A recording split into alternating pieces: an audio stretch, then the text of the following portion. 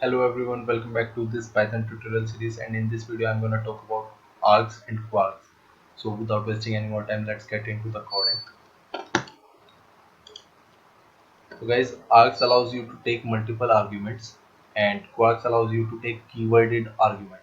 So I'm going to show you what args and what kwargs are with the help of an example. Now, okay, so now just let's move on.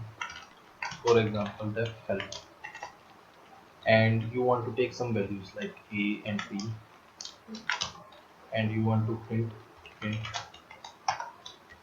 a comma b,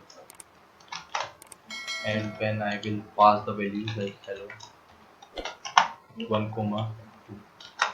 So now it is working fine, but what if I would just want to take all these values in a single variable here? So that is the function of Quark, that Quark is able to accept multiple arguments in a single variable. What you need to do is that arg.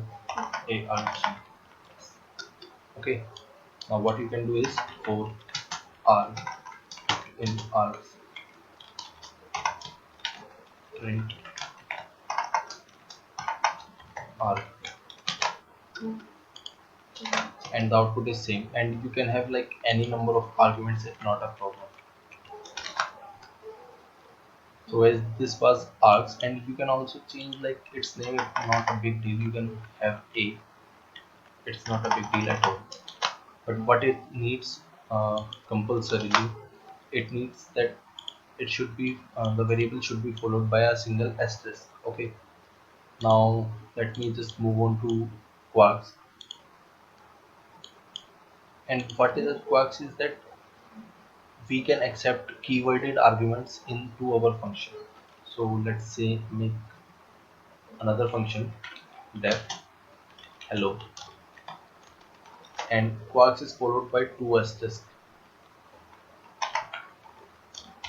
Now what I am going to do is for key value in quarks dot items, I am going to print key value, key comma value. And how can you call it? Hello. And like you can call it like this: name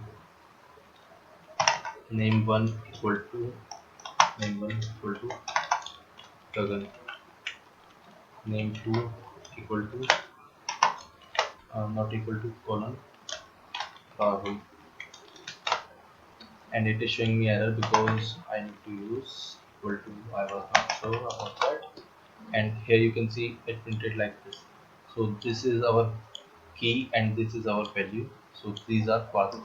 One more thing that I want to tell you about normal arcs, and it is that you can also have like this. Let's say you don't want every of your value to be stored in this. You want some value to be stored in A, to be stored in B, and other values to be stored in X. Okay. Now what is going to happen is like hello 1 comma 2 comma 3 comma 4 comma 5. So what is going to happen? One is going to be stored in A, two is going to be stored in B, and all of this is going to be stored in C. So this is also happens.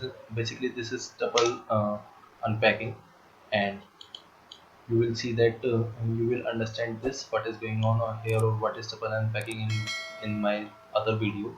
So check out that. And this is what I wanted to show. Now if I'll print it, if I'll run the code, I will only print 345.